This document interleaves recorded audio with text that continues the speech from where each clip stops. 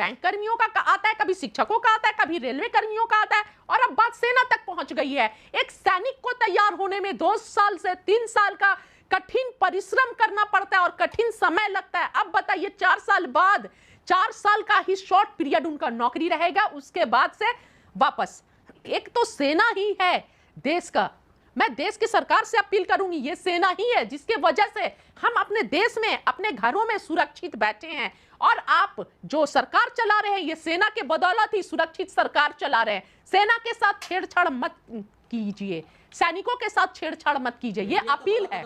भी चीज ऐसी नहीं है जो सस्ती है सिवाय नफरत और नफरती भाषण को छोड़कर। यही सबसे सस्ता हो गया है, आसान हो गया, ये कहीं भी आपको मिल जाएगा, और बाकी सभी चीजों को महंगा कर दिया गया है। युवाओं के पास रोजगार होना चाहिए, महिलाएं सुरक्षित होनी चाहिए, सस्ता डीजल और पेट्रोल होना चाहिए। अगर हिंदू राष्ट्र में क्या बैलगाड़ी से चलेंगे, हिंदू राष्ट्र में क्या भूखे रहेंगे, हिंदू राष्ट्र में क्या पत्ते बांध कर रहेंगे? वो सिर्फ छल और छलावा है देश की जनता को भ्रम में डालकर देश को बेच देने का।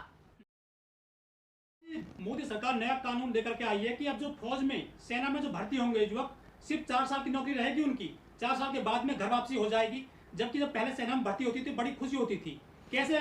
देखिए ये बहुत दुखद है, और हम हमेशा एक बात बोलते हैं कि एक एक करके सबका नंबर आएगा। आप चुप रहकर तो देखिए, और जो देश के प्रति कर्तव्य है, जो देश की और सरकार के गलत नीतियों पर बोलना, अगर हम नहीं बोलेंगे, आवाज नहीं उठाएंगे, चुप रहते रहेंगे, तो नंबर तो आना ही है। कभी बैंक कर्मियों का आता है, कभी शिक्षकों का आता है, कभी रेलवे कर्मियों का आता है, और अब बात सेना तक पहुंच गई है। एक सैनिक को तैयार होने में 2 साल से 3 साल का कठिन परिश्रम करना पड़ता है और कठिन समय लगता है। अब बताइए 4 साल बाद, 4 साल का ही शॉर्ट पीरियड उनका नौकरी रहेगा, उसके बाद से वापस। तो उनका आगे क्या करेंगे? अब उनके खतरे पर भी, सेना पर भी जो है तलवार लटक रहा है। ये बहुत अफसोस की बात है, बहुत दुख हुआ मुझे ये सुनकर। कह रहे हैं कि हम जो है, जो युवा रखेंगे, केवल सेना में केवल युवा रहेंगे, जो बुजुर्ग हो जाते हैं उनको घर भेज देंगे। तो क्या 4 साल में ही बुजुर्ग हो जाते हैं? मतलब 4 साल नौकरी के बाद मुश्किल से बहुत कम उम्र में सैनिक जाते हैं। 21 साल 22 साल की उम्र होती है, 23 साल। तो क्या 25-26 साल के होते होते वो बुजुर्ग हो जाते हैं? बाकी उम्र वो क्या करेंगे? बाकी उम्र वो कहां जाएंगे, किसके लिए काम करेंगे? तो एक तो सेना ही है देश का।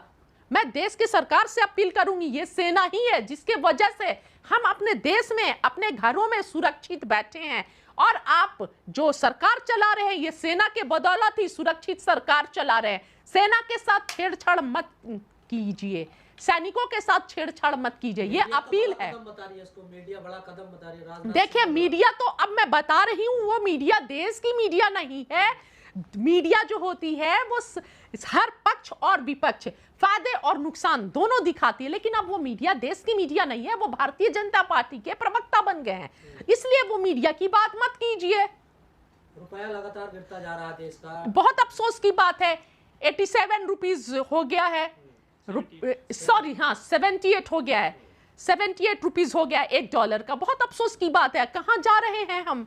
और महंगाई देखिए इतनी ज्यादा, श्रीलंका के साथ क्या हुआ है अभी एग्जाम्पल है हमारे सामने। हमें सचेत हो जाना चाहिए। देश के युवाओं को रोजगार नहीं मिल रहा है, और ऊपर से रोजगार तो दूर की बात है, महंगाई इतने 7वें आसमान पर। हर रोज महंगाई बढ़ रही है। पेट्रोल का दाम, डीजल का दाम, रसोई गैस का दाम, और खाने पीने के वस्तुओं का दाम, कोई भी चीज ऐसी नहीं है जो सस्ती है सिवाय नफरत और नफरती भाषण को छोड़कर। यही सबसे सस्ता हो गया है, आसान हो गया है, ये कहीं भी आपको मिल जाएगा, और बाकी सभी चीजों को महंगा कर दिया गया है। तो क्या हिंदू राष्ट्र में महंगाई होगी क्या? देखिए ये तो आने वाला वक्त बताएगा कि क्या होगा और नहीं होगा। पर श्रीलंका हमारे सामने है, श्रीलंका को देखकर हमारी सरकारों को सीख लेना चाहिए।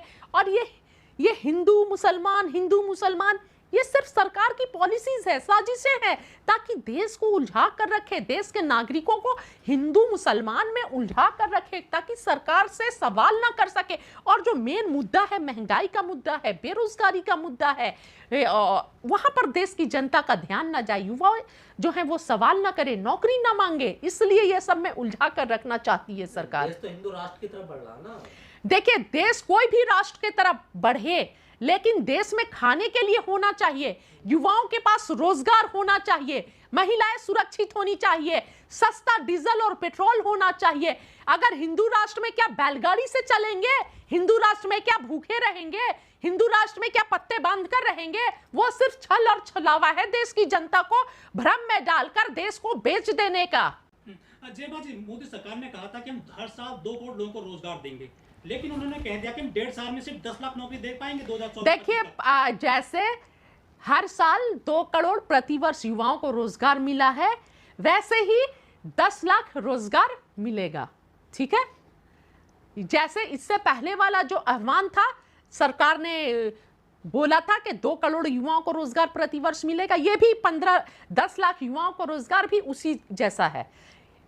वैकेंसीज निकलेगी, युवा जो है पैसे लगाकर फॉर्म भरेंगे, एग्जाम का डेट आएगा, एग्जाम्स होंगे, पैसे लगाकर सेंटर पर जाएंगे युवा, उसके बाद से फिर पेपर लीक हो जाएगा और सब कैंसिल हो जाएगा और सरकार के खाते में पैसे भी चले जाएंगे विधायक को खरीदने के लिए, और बनी हुई सरकार, लोकतंत्र की बनी हुई सरकार को गिराने के लिए पैसे भी आ जाएंगे। क्या आपको भी लगता है कि नोटबंदी से जम्मू कश्मीर में पत्थरबाजों की कमर टूटी, माओवादियों की कमर टूटी, नक्सलवादी की कमर टूटी वाकई में?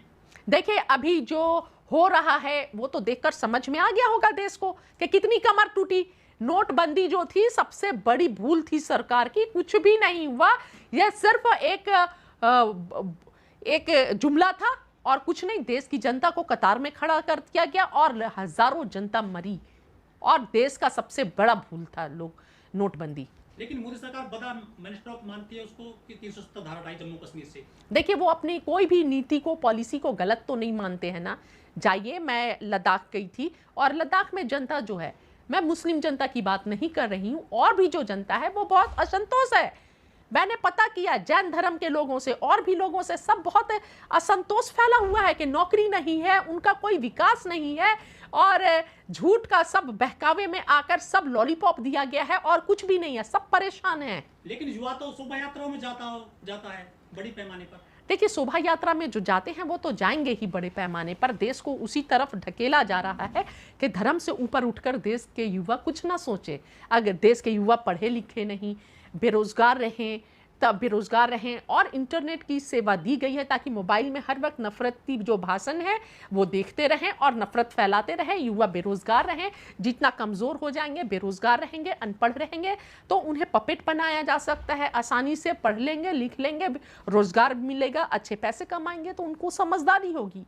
क्या नफरत की खाई बढ़ती जा रही है? बिल्कुल बढ़ती जा रही है, बिल्कुल बढ़ती जा रही है। और मैं देशवासियों से ये अपील करूंगी कि भारत एक गुलदस्ता है और इस गुलदस्ते की खूबसूरती हर कम्युनिटी है, हिंदू, मुस्लिम, सिख, ईसाई, इस गुलदस्ते की खूबसूरती है। तो इस गुलदस्ते की खूबसूरती का हमें ध्यान रखना चाहिए। और हेड मॉन्गर्स जो हैं और नफरती भाषण और स्टेटमेंट की वजह से सिर्फ सत्ता में बैठे लोगों को फायदा हो सकता है। देश की आम जनता का फायदा तो विकास तभी हो सकता है जब नौकरी मिले, महंगाई कम हो और महिलाएं सुरक्षित रहें, शिक्षा जो है वो आसान शिक्षा रहे और थोड़ा सस्ती शिक्षा मिले, हमारे बच्चे शिक्षित रहें, हमारे युवाओं को रोजगार मिले, तब आम आदमी का मसला हल होगा। इस धार्मिक कट्टरता से कोई मसला हल नहीं होने वाला है और फंसने वाले हैं, क्योंकि सत्ता में बैठे हुए लोगों के बच्चे विदेशों में पढ़ रहे हैं और हमारे बच्चे यहाँ पर हिंदू मुस्लिम में फंसे हुए हैं।